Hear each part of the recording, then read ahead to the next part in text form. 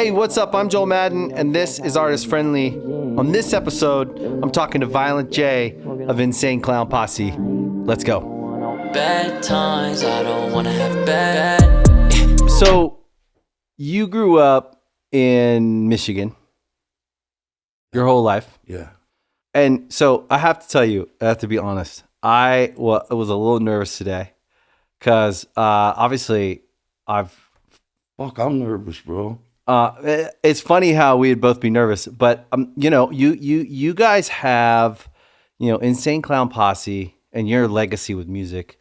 You guys have a real unpredictable mystique to you. You know, they say like that guy doesn't give a fuck, or those people don't give a fuck, but there is this kind of like persona people can have that they portray that. But you guys have always struck me as like really truly being yourselves, authentic to yourselves. You move through the world it's completely unpredictable, and I've always been like very intrigued by it, but also I respect it. I don't know what I'm going to get. And so I was really excited to talk to you today, but I was also a little nervous. It's probably good. It's probably just a respect for the legacy. But I'm happy you're here. Hell yeah, I'm happy to be here, bro. I've Legit, I for real am, you know what I mean? That's cool. I appreciate that. Not on some like normal warm greeting shit. I'm geeked. Yeah, man, me too. And I have a lot of respect for what you guys have done. So it leads me to wondering, like, who are those guys? Right? Like, at what age were you like, I'm not going to go down the normal path of life. I'm going to break off and do my own thing and create this world for myself. And then when did that world, which it eventually became ICP, when did that world come to life? How hard was it at what age was it? Was it 7? Was it some event in your life? Was it, I know for me, I found music because my family fell apart, and it became the thing that I feel like the vehicle that rescued me out of probably a lot of bad stuff. And I didn't realize that till later. And now I'd say I'm more aware of it because I've just done tons of therapy and stuff, right? I really believe that that's the thing that saved me in my adult life. But the music got me all the way from my young adolescent to probably 30, probably saved me from going down the road. But what age were you when you were like, I'm going to go into this world. I'm going to make my own little world. When I look back at my super early childhood, I think how ICP got to be ICP is everything probably that happened before I discovered music. You know what I'm saying?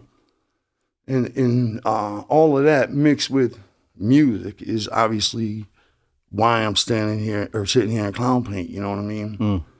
I think I come from pain, you know what I mean? Yeah. What is classified as pain or whatever, you know what I mean? Trauma. Yes, lots of trauma. And went through all of that, and poverty. Yeah. You know what I mean? But me and my brother always, like, all of that in my molestation, you know what I mean? Poverty, all this trauma. But when I look back on my childhood, I swear to God, it's a positive thing. Because of I consider it a great childhood, you know what I mean? Me and my brother escaping into the woods, you know what I mean? Believing in our heart, it's haunted, you know what I mean? And we found this forest that we would go to all the time. But my brother was into role playing, you know what I mean? Imagination again, you know what I mean? I started getting into pro wrestling, you know? Yeah. Of course I know it's fake, but it was the imagination that went into it, you know what I mean? Right. Those grown-ass men playing these characters and doing it so fucking well, you know what I mean? And it's helped a lot of people, pro wrestling. You could say that the world of pro wrestling, I only know about it because of my friends. And I would say the amount of people that are into it, whether they would admit that it helped them get through something, it's definitely a world that's rescued a bunch of people. Oh, big time. Yeah, I think. Any escape. Yeah. You know, you can look at wrestling, you got two guys in the ring, right? Basically faking it, but they're telling a story. Yeah. You get what I'm saying? They're telling a story, and they got sometimes 75,000 people in the stadium. Yep. Going fucking crazy. You know what I'm saying? Yeah. And everybody in that fucking building knows it ain't real, but everybody's getting away. Yeah. You know what I mean? Everybody's bought into it. They're fucking, that's everybody just escaping. You can even think about if you, I call it satellite. Yep. If you look at it from the big vision, if you're up there looking at what's going on in the world, right here, or in the city, right here, you got 72,000 people. You know what I'm saying? Yeah. All just getting away, and there's no real athletic competition in there. You know what I mean? You got to give that props because that's imagination shining. That's everybody getting away. You know what I mean? And it's produced some of the biggest stars of all time. It takes creativity. You got to create a character for yourself. Not only you have to have crazy athletic ability. Yeah. That's already goes without saying. But you got to create a character for yourself, an image. You know what I mean? A gimmick. You know what I mean? And you got to, it's got to be appealing, you know? Like there's two kinds of serial killers. You know what I mean? There's the kind of serial killer that's not funny. Right. You know what I'm saying? Yeah. That does some shit that nobody can get behind. You know what I mean? Right. Then there's the cool ass kind of serial killer, like Hannibal Lecter or something. You know what I Right. mean? It you know, or like the Joker. You know what I mean? Yeah, the fantasy idea of a bad guy we love. Exactly. We love to hate and we love to love. Exactly. But I do think it's like interesting though, because I could almost feel you saying you and your brother run into the woods, and I think the same thing about, you know, we likely had different childhoods in some ways and similar in other ways. And trauma there's lots of different kinds of trauma. But I do think when I look at my childhood and go, it was really great because I had my brothers and we had our own little world and we escaped everything together by making these little games up or characters. Yeah, man. And I don't think we could have created our personas in music had we not had the imagination we got escaping the trauma that we had when we were kids and the poverty. Like you said, poverty was a big one. I always try to pull things out for people listening because I know they can relate. You know, people and poverty, it's a real thing. And if you've ever experienced real poverty, when you get away from it, you run from it for the rest of your life. It's the best thing that can happen to you. Yeah. You know what I'm saying? Honestly. Because then you appreciate every fucking thing. Yeah. You know what I mean? Like, I feel like I've been rich way before I ever had any money in this music world. Like, once I started actually making money doing music, I was a millionaire already. How old were you when you were no longer poor? Oh, fuck. Yeah, shit. What age would you say when you were out of poverty? Like you actually had some, at least enough money that you would consider yourself well off. 24. 24. I mean, before I actually had money, like you know what I mean? I was actually like driving a car from making music, you know what I'm saying? Probably 24, but everything we had went back into the company, you know what I mean? Right, yeah. So we didn't really take anything anyway. It just was all. But you were no longer in poverty. Yeah, no, Right. yeah, no. So now you could say I've been out of poverty longer than I was in poverty. Oh, fuck yeah. Yeah. Wait. That's interesting. But you know what I mean? When you come from nothing, Right. you know what I mean? Everything you get is the shit. You know what I mean? Right. If you came from somewhere, you know what I mean? Oh, also, if I return to nothing, I know how to handle it. You know what I mean? Yeah. Because I'll be I've been all right. there, I'm not, I can handle it. But if you come from everything and then you lose nothing, you know what I mean? Right. You know what I'm saying? The other thing is, if you come from everything, where do you go? You know what I'm saying? Like, you know what I mean? Where's your motivation? You know what I mean? I don't know. I'm not saying that if you come from everything, you don't have motivation or anything like that. It would be a different motivation. If you're a beast, you're a beast. It don't matter where you come from. You know what I mean? Yeah. But yeah, I think like when people come from poverty, I'm saying don't use that as an excuse to be like, this is where I'm from. I don't need none. This is where I'm from. You know what I mean? I'm Right. never gonna leave. This is who I am. No, fuck that. You know what I mean? If this sucks, get out of that. You know what I Yep. mean? Fuck that.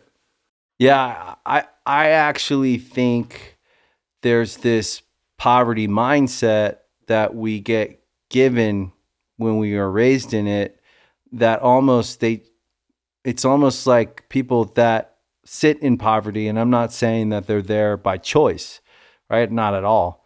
But I think that there's a at least I had the experience that like everyone who had money was bad when I was growing up. Like, you know what I mean? Like they did something wrong to get the money. And so for a long time, I equated people that had a lot of money to bad guys. Me too. And it took me a long time to realize, like, no, that's not true. And there are certainly bad people that have money and bad people that don't have money. There's a lot of bad guys that are poor too, doing terrible shit. So I think fuck yeah. but I feel like it was like almost like my mom had to just like make it better for us by telling us like those rich people, they steal from people or they trick people or whatever, like to make it okay, to make it feel noble that we didn't have money. But I think it took me a long time to realize like, no, evil does not equate to money, but there is evil in money sometimes. And certainly like there's evil in not the people that don't have money that are trying to get money. So I think that was interesting, like growing up that way. And yeah, I had the same experience. You know, it was a time. I mean, I still, you know, I think about that all the time because anybody that listens to our music knows that we've always said shit about rich people. You know what I mean? yeah. So did we. You know? So yeah, you know. So, but man, I was blessed from the beginning. You know what I mean? To be like I said, right when I was able to do this for a living. You know what I mean? The rest of anything like that is irrelevant. I've been blessed. I've been rich. You know what I mean? Right. A long It's time. a feeling almost. Yeah, man, and it does change a lot of things, but I don't believe it's success or money that changed my opinion on rich people. It's wisdom from life, living. And being able to judge someone actually on the content of them and not Exactly. what they're driving, Exactly. and being able to see past, like early days for me, I would have been impressed by the wrong thing because I hadn't been around it enough. So I would have been like, oh, he's driving that, or he's this, and I would have been, and now I can look past that and go like, what kind of guy is he versus what does he have? That's what I'm saying. Yeah. Yeah. That takes wisdom to accept that, or to acknowledge that, you know. You just gotta live life, I think. You know what I mean? It's hard to explain, like, especially when you're young, you don't give a fuck, rage. Yeah. You know what I'm saying? Yeah. Fuck that rich kid. You know what I'm saying? Yeah. We used to beat rich kids. I'm not gonna lie. When I was like 16, Those poor rich kids, man. we were like, my mom would clean houses, you know, out in Birmingham, and that pissed is that me in off, Michigan? You know what I mean? Yeah, it's okay. it's like outside of Detroit, and you know, for some reason when I'm 16, I'm fucking listening to fucking Straight Outta Compton. You know what I'm saying? You're pissed off. I'm like, fuck them rich kids, man. My mom's cleaning their fucking toilet. You know what I mean? Yeah. So we used to, I'm not gonna lie, we used to drive out there and we'd all be ducked down in the car. You know what I mean? So the only guy driving would be looking at like three kids on the corner. And the kid in the corner would be like, the fuck you looking at? And all of a sudden we'd all raise up. What? I jump out. We were crazy, you know what I mean? I mean, that was our anger to rich kids, you know what I mean? Yeah, but it makes sense. Makes sense. Yeah. I mean, you're like 16. You're probably at that age, you've probably seen a bunch of shit. Probably don't know how to process it most of the time, and you're just pissed off. And then you look out at the world, you see your mom working hard. No one's really saying thank you. I had kind of similar experience. And then you're just pissed off because you feel like someone has it easier. And you also, I think I went through this anyways, personally, felt pretty bad about myself because of the way I got treated. And I didn't also didn't have access to what I saw, what I think other kids would, to me anyways, look like a normal life where they were going to parties and they were like having girlfriend. High school was tough. I was working shitty jobs, and I think that rage that comes out until I found music really found its way out. Me just being pissed off at other people.